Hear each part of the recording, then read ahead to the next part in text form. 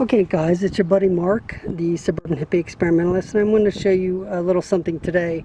Jill's car there, her Subaru's got a slow leak on it, so I'm going to fix it.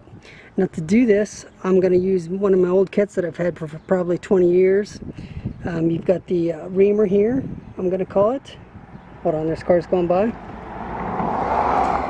I've got this guy here to put one of these pieces in, and I've got something to cut off the extra. I've done this many times. If you drive a car, you're going to get lots of flats. That's my opinion. But they outlawed these for a little while, and the reason is because after I pull this nail out here, you can see it. I'm going to use either needle nose or I might have to get some vice grips. I'm going to pull that out, and then I'm going to stick this in there gently, and I'm going to ream it in there straight. And you don't want to saw at it. And the reason they outlawed these for a little while is because they're afraid, or maybe this actually happened once. When you stuff this in there, you could break a belt in the tire, and if you do that, you could have a blowout. You could get a spot there, you could have a blowout. But it seems to have come back in the last few years, and at any rate, when I knew they were going to go away, I bought a bunch of these anyway. So I'm going to pull that out, and I'll try to show you step by step, but I can't hold the camera and do this at the same time, so keep watching. Okay, so here's the little nail that came out of there, and you see I've got my reamer in there. It was hard at first, so once I stuffed it in there, I'm going to turn it around just a little bit, and I'm going to leave that in there for a minute, and then next part. Okay, so next I'm going to take one of these gooey sons of beaches, and I'm going to put it in there, so it sticks out like this, and then I'm going to quickly pull this out of there and stuff this in there, so that it comes up probably at least half of this.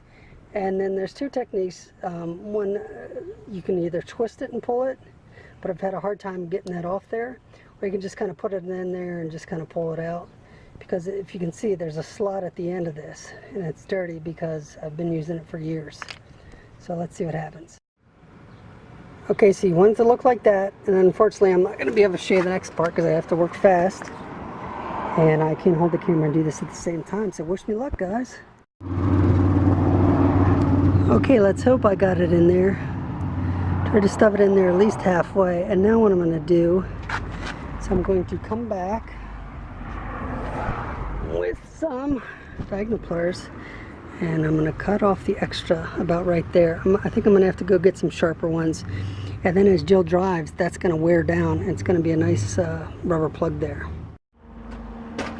Okay guys, that's about how you want it when you're done. So it's better to push that whole thing down in there further than less, because you want it to get on the back underside of that tire. Okay, now it's real sticky, so once it's in there, it's not going to really go anywhere. Now these belts here in this tire are really tight, so I didn't want to push it in there too far. I didn't want to ream it in there too far. I wanted to be careful. So I think I got it in there a good ways, but it should be fine, but we'll see. But what I'm going to do now is I'm going to check, and I'm going to look for other holes or other nails and things.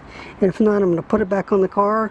I'm going to pump it up to, I think it's 35 PSI. It needs 32. I'll check the door, and then it's should be a done deal. Thanks for watching. Hope you're having a great week.